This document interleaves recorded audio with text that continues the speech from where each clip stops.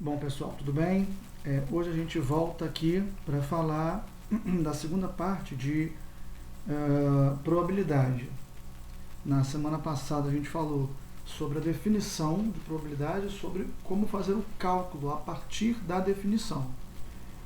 E hoje a gente vai falar de alguns teoremas que vão nos ajudar muito na hora de resolver os problemas de probabilidade. Se você não assistiu a aula passada, vou deixar o card aí, você clica, volta lá, assiste a parte de definição e cálculo e depois volta aqui para ver os teoremas.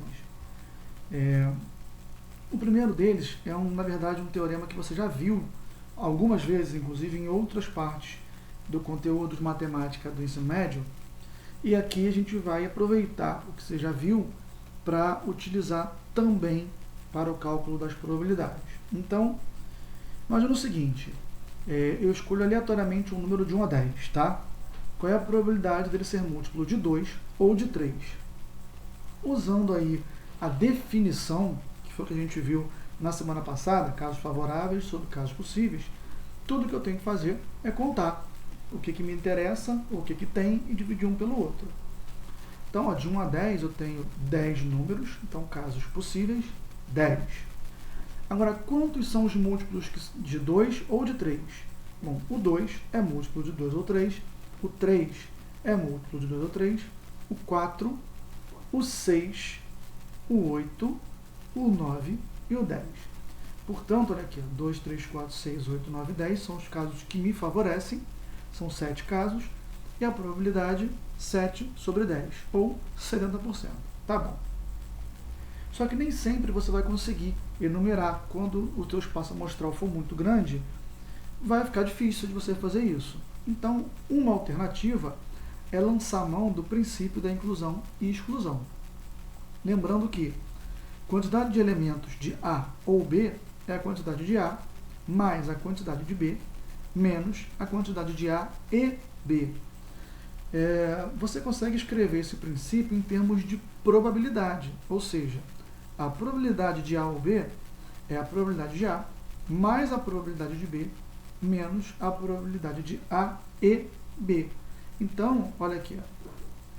A, por exemplo, é o múltiplo de 2, tá? Os múltiplos de 2 são os pares. Então, aqui eu tenho 5 números pares. Então, a probabilidade de ser múltiplo de 2, 5 em 10. Já os múltiplos de 3 acontecem de 3 em 3. Então, você vai ter, olha aqui, 3 múltiplos dentre 10. A cada 10, 3 múltiplos. Então, 3 em 10. E os que são múltiplos de 2 e 3 são os múltiplos de 6, que só tem um entre 1 e 10, que é o próprio 6. Então, a probabilidade de ser múltiplo de 2 e 3, que é o de 6, é 1 em 10. Então, você soma isso com esse, 8 décimos menos 1 décimo, 7 décimos. Tá? Esse teorema, né, de probabilidade nos ajuda a resolver problemas em que os casos são muitos e não dá para a gente contar um por um. Bom, quando essa interseção for vazia, né, o A e o B são conjuntos disjuntos, separados ou ainda mutuamente excludentes, que é a maior parte dos casos que a gente vai ver tanto nos vestibulares quanto nas listas de exercícios aí propostas, tá? Quando uma coisa não puder acontecer ao mesmo tempo que a outra. O caso, de repente, de um dado. Qual é a probabilidade de dar 2 ou 4? É impossível dar as duas coisas, tá? Então, vamos lá. Um exemplo. Foi consultado um certo número de pessoas sobre as emissoras de TV que atualmente assistem. Obteve-se o resultado seguinte: 300 pessoas assistem o canal A, 270 o canal B, 150 assistem ambos os canais e 80 assistem outros canais que não são nem o A nem o B. Escolhendo-se aleatoriamente uma pessoa, determine a probabilidade dela assistir os canais A ou B. Então, se eu quiser fazer pela fórmula, eu consigo descobrir quantas pessoas foram entrevistadas, porque A quantidade de elementos de A ou B, ou seja, de pessoas que assistem o canal A ou B, é a quantidade de A, 300, mais a quantidade de B, 270, menos a quantidade de A e B, 150. Fazendo essa conta aqui, 420 pessoas estão em A ou B. Como tem 80 pessoas que não assistem nenhum dos dois, então o total de pessoas entrevistadas são as 420, mais essas 80 são 500 pessoas. E aí eu utilizo novamente esse princípio da inclusão e exclusão, agora na versão de probabilidade. A probabilidade do cara assistir A é 300, tá? Sobre 500, que é o total de pessoas. A probabilidade de assistir B é 270, tá? 270 pessoas no B, sobre 500 ao todo. E de assistir os dois, 150 sobre 500. E aí eu aplico diretamente na fórmula e encontro aqui esse resultado, 21, 25 avos. A gente podia ter também utilizado aquele diagrama que você já deve ter visto lá no primeiro ano do ensino médio, que é o seguinte, ó, aqui está o meu conjunto universo pesquisado. Aí eu tenho o seguinte,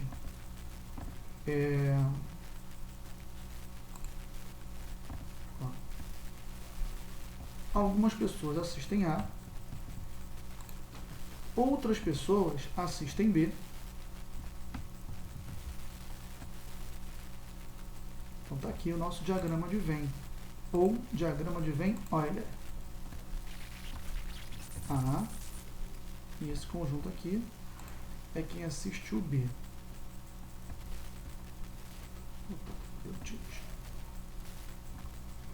B. Beleza. E aí a gente começa sempre preenchendo a interseção. Então, 150 assistem A e B. Então, aqui no meio, 150. Para o A são 300, como já tem 150, então aqui são 150. Para o B são 270, como já tenho 150, no B seriam 120 e 80 não assiste nada. E aí, para eu somar e tal, bastava somar todos os números, né, para saber o total de pessoas, por exemplo. Total de pessoas, 150 mais 150 mais 120 mais 80 igual a 500. Total de pessoas que vê A ou B. 150 mais 150 mais 120. Tá legal? 420. Então, a probabilidade de A ou B, 420 por 500. Favoráveis possíveis, tá? Simplificando, vai dar 21, 25 avos. Então, você pode utilizar esse método, usando a fórmula, esse método, usando o diagrama de Venn, ou ainda esse terceiro método aqui, ó, que é o complementar. O que você não quer? Eu não quero que eles não assistam nem A nem B. Ou seja, eu não quero nenhum dos 80 entrevistados, desses 500 ao todo. Então, a probabilidade de acontecer o que eu quero é o total menos o que eu não quero. E o que eu não quero está aqui, 80 por 500, simplificando, 4 em 25. E o total de uma probabilidade é sempre 100%, que no caso é 1. Então, 1 menos o que eu não quero, igual ao que eu quero, tá bom? Então, há essas três maneiras de resolver esse problema aí. E agora a gente vai falar sobre probabilidade condicional, que é um assunto bem interessante e que me dá mais um teorema a partir dali, que vai ser muito útil para resolver alguns problemas. Então, olha só. Considere o experimento que consiste em jogar um dado comum. Considere agora que o evento B, o resultado é par. A gente sabe que a probabilidade é meio, porque a metade dos números é par, a outra metade é ímpar, Então, a probabilidade vai ser 1 para 2, né? 50%. Essa é a probabilidade a priori, isto é, antes que o experimento seja realizado. Então, de antemão, você já sabe que a probabilidade é meio. Agora, suponha que o experimento já foi realizado e alguém nos diga que o número que saiu não foi o número 1. Veja bem, se o número que saiu não foi o número 1, o nosso espaço amostral não é mais 1, 2, 3, 4, 5, 6, porque aqui são todos os casos possíveis, tá? E como o resultado não foi 1, então 1 não é um caso possível de ter saído. O nosso espaço amostral agora é esse aqui, ó, 2, 3, 4, 5, 6. Então, a nossa probabilidade ela sofre uma alteração, uma vez que o espaço amostral inicial é alterado por essa nova informação. Olha, o número que saiu não foi o número 1. Então, antes a gente tinha 3 para 6 de ser par. Agora a gente tem 3 para 5. Tá legal? Eu não tenho mais 6 possibilidades. Eu tenho 5 casos possíveis. Tá bom? Isso é o que a gente chama de probabilidade condicional. É a probabilidade que se calcula a partir de uma condição, ou seja, levando em conta um fato que já aconteceu. Tá? Se A é o evento, o resultado não foi 1, então a probabilidade do número ser par, barrinha, significa dado que o número não foi 1, é 3 em 5, 3 quintos. Tá? Vamos lá. A gente vai agora deduzir uma fórmula que vai nos gerar um resultado muito importante. Olha só. Primeiro, é claro que se o evento A aconteceu, olha aqui, ó, para calcularmos a probabilidade de B dado A, ou seja, a probabilidade de B sabendo que o A aconteceu, de antemão a gente já sabe que o A aconteceu. Então, qualquer coisa fora do A é impossível. Só é possível, só é um caso possível o que tiver dentro de A. Em outras palavras, nossos casos possíveis é a quantidade de elementos de A. Tá? Porém, se eu quero que B aconteça, eu quero saber a probabilidade de B acontecer, então meus casos favoráveis são os casos de B. Só que os casos de B que estão fora de A são impossíveis. Afinal de contas, só o A aconteceu. Então, eu só quero calcular os casos de B que também estão em A. Ou seja, eu quero calcular a quantidade de A interseção B. E a probabilidade de B acontecer, levando em conta que A aconteceu, são os favoráveis, A interseção B, sobre os possíveis, A. Pois bem, também a gente consegue escrever isso aqui em termos de probabilidade. Ao invés de ficar número de elementos de A e B, fica a probabilidade de A e B. E ao invés de ficar número de elementos de A, fica probabilidade de A. Então, aqui tem um diagramazinho explicando mais ou menos o que eu acabei de falar para vocês, tá? Porém, esse formato aqui, ele tem uma aplicação só. Mas o outro formato que eu vou te mostrar agora, dessa mesma fórmula, tem muitas aplicações. Esse P de A aqui, tá dividindo, eu posso mandar para lá multiplicando, tá? E a gente fica com isso aqui, ó. A probabilidade de A e B é a probabilidade de A vezes a probabilidade de B, sempre levando em consideração que o A já aconteceu, tá? Eu posso inverter a probabilidade de B vezes a probabilidade de A, sabendo que B aconteceu antes, tá? Quando esses eventos forem independentes, a probabilidade de B dado A é igual à probabilidade de B. O que isso quer dizer, professor? Quer dizer que se você tem plena convicção que esses eventos são independentes, você não precisa considerar o que aconteceu antes. Por exemplo, qual é a probabilidade de dar cara numa moeda, sabendo que hoje o dia está nublado? Esses eventos, cara na moeda e dia nublado, são independentes, obviamente independentes, então você não precisa considerar essa probabilidade como sendo condicional, tá? E isso pode te ajudar. Então, Então, exemplo. Uma urna contém 4 bolas brancas e 6 pretas. Sacam-se sucessivamente e sem reposição 2 bolas dessa urna. Determine a probabilidade de ambas serem brancas.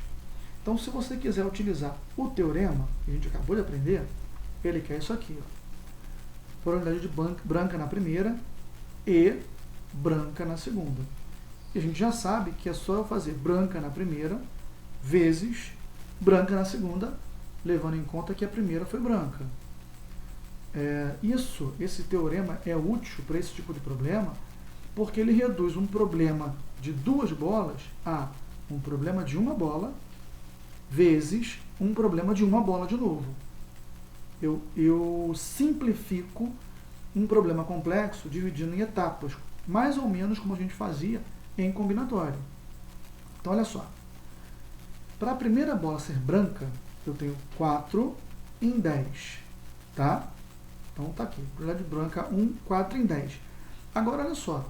Como a primeira bola foi branca, para a segunda ser branca, como as retiradas são sem reposição, eu não tenho mais 4 bolas brancas, porque a primeira foi branca. Eu tenho 3 brancas, num total de 9 ao todo. Então, a minha segunda bola ser branca, levando em conta que a primeira foi branca, 3 nonos. E aí eu multiplico 4 em 10 vezes 3 em 9, e isso dá 2 em 15. Tá? Dá para a gente ter feito pela definição também. Basta que casos possíveis de 10 pode sair quaisquer duas. Então, combinação de 10, 2 a 2. Isso dá 45. Agora, o que me favorece? O que eu quero calcular? Tá? Eu quero que saia uma branca. Então, das 4 brancas, tem que sair 2. E isso dá 6. Favoráveis 6, possíveis 45, 2 em 15. Tá? E aqui uma dica, quando a gente está trabalhando com probabilidade, tá? É completamente irrelevante você considerar, na hora de usar a definição, uma combinação ou um arranjo. Normalmente, as respostas dão exatamente a mesma, fazendo por combinação ou fazendo por arranjo, ou por PFC. Tá? Em outras palavras, se você considerar aqui que a ordem importa, então aqui a ordem importa. Se você considerar que aqui a ordem não importa, então aqui a ordem não importa. Contanto que você use o mesmo raciocínio para os favoráveis e para os possíveis, o resultado não se altera. Quer ver só? Aqui eu fiz por combinação, como se a ordem não importasse. Vou fazer com a ordem importando. Olha só. Casos possíveis. Eu tenho 10 bolas ao todo, então pode sair qualquer uma das 10. E qualquer outra das bolas que sobraram lá, 9. Isso vai dar 90. Casos favoráveis. Eu quero que saia uma bola branca. Eu tenho 4 brancas. 4 e 3. Isso vai dar 12. E a probabilidade de branca 1 e branca 2, 12 sobre 90. Se você simplificar, você vai encontrar 2 em 15. Tá? 2 quinzeavos. Tá? Embora para combinatória, usar combinação, usar arranjo, sejam diferentes, tá?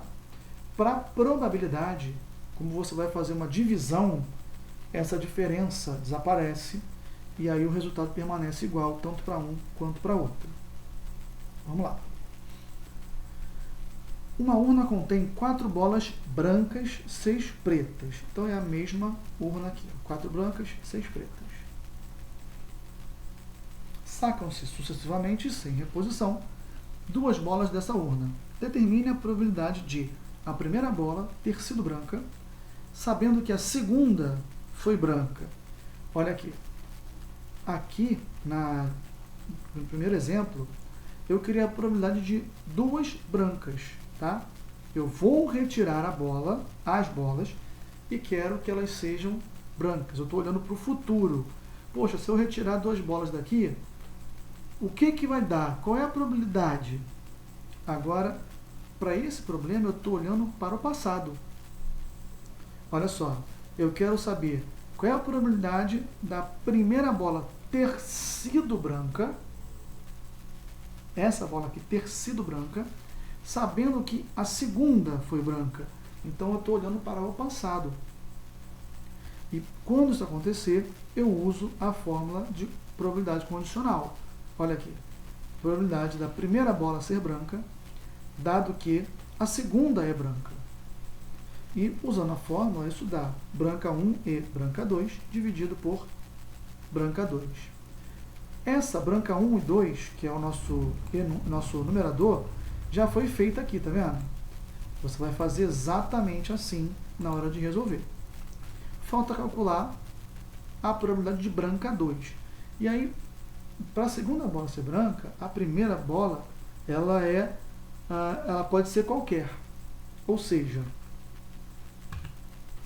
para a segunda bola ser branca, a primeira é preta e a segunda é branca, ou a primeira é branca e a segunda é branca. Pelo que a gente já viu, a gente pode somar essas probabilidades, né? A união, eu somo e tiro a interseção. Não tem interseção, porque é impossível a primeira bola ser branca e preta, né? Então não vai acontecer junto. Eu pego esse e somo com esse. Esse segundo aqui é o mesmo do numerador, já está calculado, falta só esse aqui. Preta 1 e branca 2 é preta na primeira, 6 bolas pretas em 10 possíveis, vezes 4 brancas em 9 possíveis, porque a primeira foi preta. Tá legal? Então, eu não tenho mais 10 bolas, eu tenho 9. 24 por 90, 4 por 15. Então, agora sim, utilizando na nossa expressão inicial, que é essa aqui, ó, aqui é 4 em 15, aqui é 2 em 15, a gente já calculou, né? Tá? Somando essas duas coisas, está aqui, ó, 2 quintos. Então, vai ficar numerador 2 quinzeavos, dividido por 2 quintos, que é 1 terço. Normalmente, os alunos não gostam muito desta solução, porque tem que lembrar de muita coisa. Então, uma dica que eu te dou é fazer essa árvore de decisões. Tá? Como assim, professor? Bom, você tem a urna e você vai tirar 2 bolas. Então, vamos lá. Vou fazer aqui no pente. Olha só. Você vai tirar 2 bolas da urna.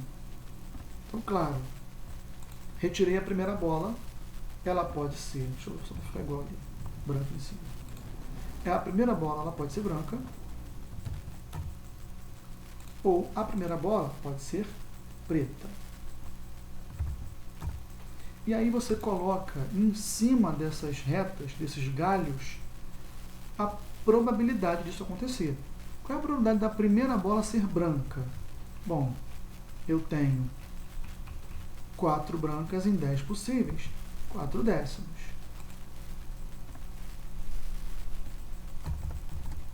Tá, você vai encontrar em alguns lugares usarem como aqui, ó, em decimal, 0,4. Dá no mesmo. São 6 pretas, então a primeira 6 décimos. Beleza. E a segunda bola? Bom, a segunda bola também pode ser branca e preta. Então, se a primeira for branca, a segunda pode ser branca e preta, e aqui também. Se for preta, a segunda pode ser branca e preta. Então você bota lá. Fazer assim.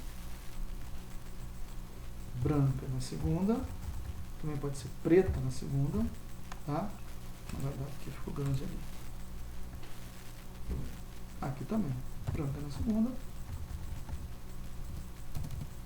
preta na segunda. E aí, novamente, o que você vai fazer? Preencher aqui. Ó. Se a primeira bola foi branca, para a segunda ser branca, agora eu tenho 3 brancas em 9 possíveis. E preta? Bom, preta eu ainda tenho 6. só que em 9 possíveis. E a mesma coisa você vai fazer aqui. Se a primeira bola foi preta, então eu tenho 4 em 9 para ser branca e tenho 3 em 9 para ser preta. Tudo bem? Beleza. Agora, todos os casos que eu preciso para a minha fórmula estão aqui. Tá? O que eu preciso para usar a minha fórmula de probabilidade condicional? Branca 1 e branca 2. Então aqui, ó. É esse aqui, ó. Branca 1 e, ó, branca 2. Quando está na mesma ramificação, um seguido do outro, você multiplica. Probabilidade de branca 1 e branca 2.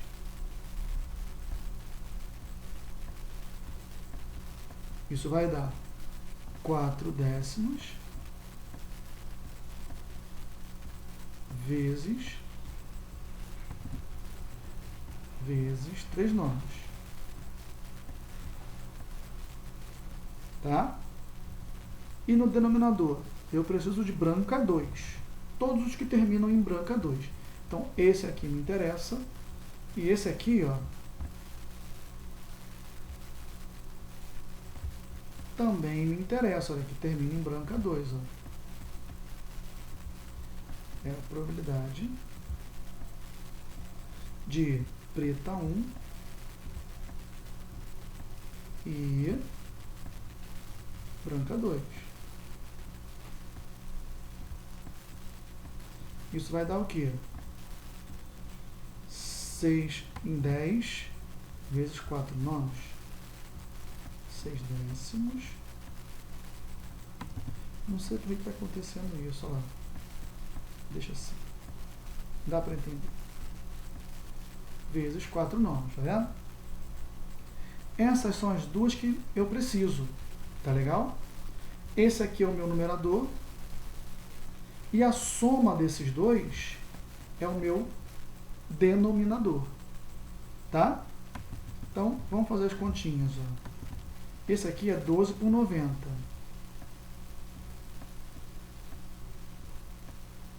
E esse aqui, ó, 24 por 90.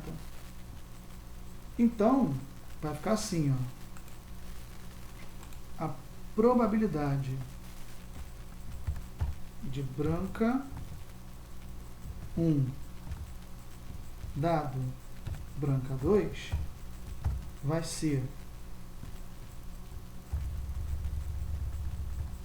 vamos lá, em cima 12 por 90, embaixo a soma 36 por 90.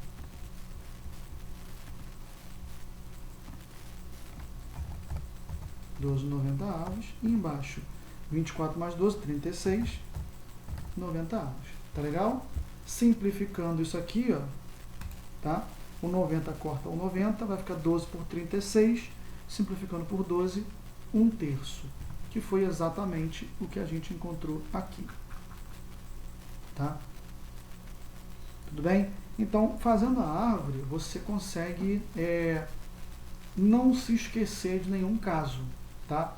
Aqui, qualquer coisa que ele possa te perguntar acerca de duas bolas, tá aqui. É só você escolher o raminho certo.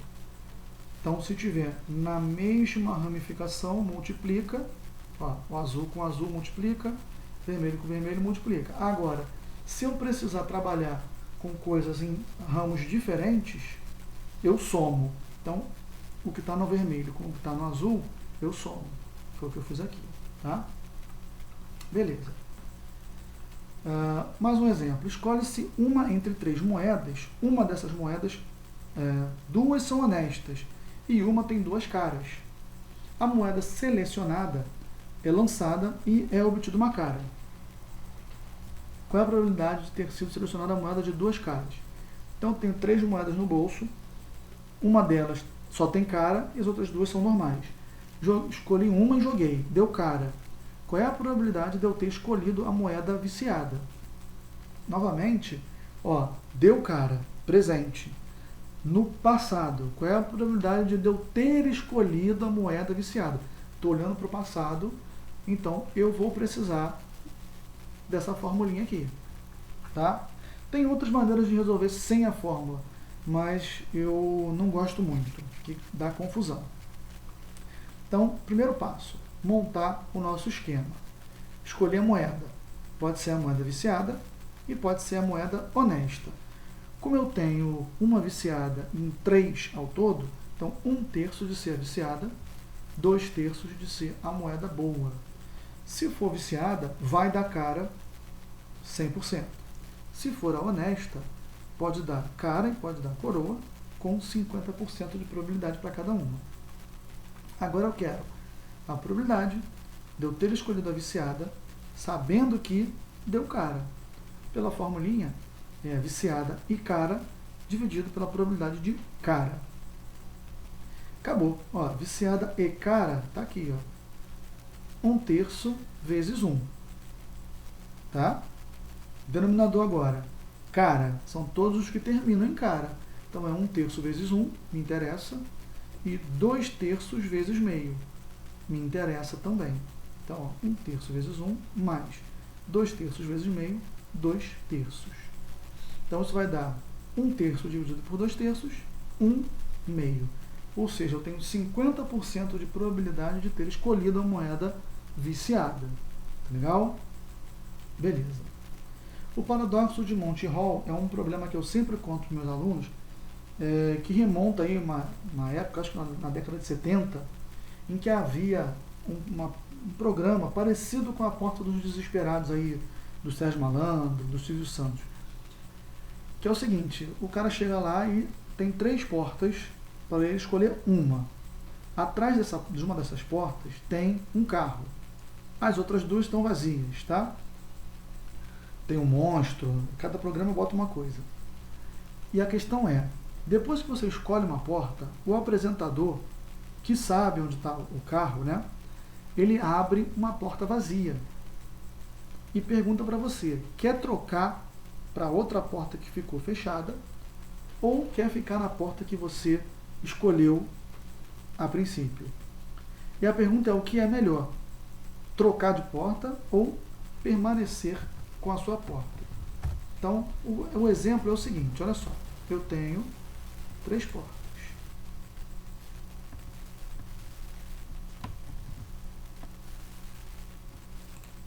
Tá? Aqui estão as minhas 3 portas. Atrás de uma delas tem um carro, você não sabe onde está.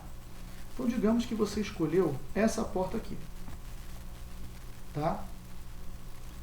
Aí o apresentador fala, olha, vou abrir essa porta aqui, ó. Ó, ela está vazia. Não tem nada aqui dentro, tá? Está vazia. Você permanece nessa porta ou troca para ela? O que te dá maior probabilidade de ganhar o prêmio?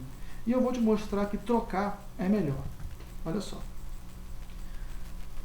Se a porta é a certa e a porta escolhida é a errada, T, ele trocou, NT, ele não trocou, G, ele ganhou, P, ele perdeu. Eu vou calcular a probabilidade de ganhar, dado que o cara trocou de porta. Essa aqui você pode fazer depois, é igualzinho, tá? Então, qual é a probabilidade de ganhar, sabendo que eu vou trocar de porta? Beleza. Escolhi uma porta, ela pode ser a porta certa e ela pode ser a porta errada, tá? Qual é a probabilidade de eu escolher logo no início a porta certa? 1/3. São 3 portas e uma tem o prêmio. Então, 2/3 para eu escolher a porta errada, tá? Beleza. Agora eu vou trocar. Então, a probabilidade de trocar é 100%, tá? Cheguei decidido a trocar. Então, olha só. Se eu escolher a porta certa, trocar 100%, a probabilidade de eu ganhar é 0, porque eu escolhi a porta certa e troquei. A probabilidade de eu perder é 100%, 1, porque eu escolhi a porta certa e troquei, então eu vou perder. Por outro lado, se eu escolher a porta errada e trocar, eu vou ganhar. Por quê, professor? Porque eu escolhi a porta errada, o prêmio está aqui e ele abriu essa. Então, se eu trocar, eu vou ganhar. Tá legal? Porém, se eu e perder, zero. Tá? Então, a probabilidade de eu ganhar, sabendo que eu troquei, pela nossa fórmula, é a probabilidade de ganhar e trocar, dividido pela probabilidade de trocar. Ganhar e trocar é 1/3 vezes 1 vezes 0. 1/3 vezes 1 vezes 0. Tá? Eu escolho a certa, eu troco e eu ganho com 0%. Ou eu escolho a errada, eu troco e eu ganho com 100%.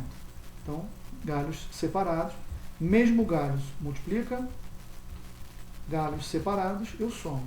Tá legal? A probabilidade de trocar é 1. Eu vou trocar 100%. Então, isso aqui deu 2/3 dividido por 1, que é 2/3. Ou seja, eu tenho 66% de ganhar sabendo que eu troquei. Ou seja, todas as pessoas que trocam têm 66,66% de probabilidade de ganhar, contra 33,33% de perder. Tá? Então, trocar é melhor. Esse exemplo é bom porque ele costuma dar algum nó na cabeça, né? De quem nunca ouviu falar desse problema. O cara acha que trocar ou não trocar tem 50% de chance e não é. Tá? Trocar é mais vantajoso. Então, se você quiser saber mais sobre esse problema, é só você jogar aqui no Google o paradoxo de Monty Hall. Tá? Você vai ver a história, quem foi que resolveu o problema pela primeira vez, etc. E tem até na internet alguns sites em que você joga esse jogo e aí você escolhe se você vai trocar ou não, e aí o site anota todas as pessoas que passaram por ali, trocaram e ganharam, trocaram e perderam, etc. E você vai ver que dá exatamente 66,66% as pessoas que trocaram e ganharam. Tá legal? Então, por hoje é só. Tentem fazer a lista e qualquer coisa vocês me escrevam por e-mail, etc., que eu respondo. Valeu?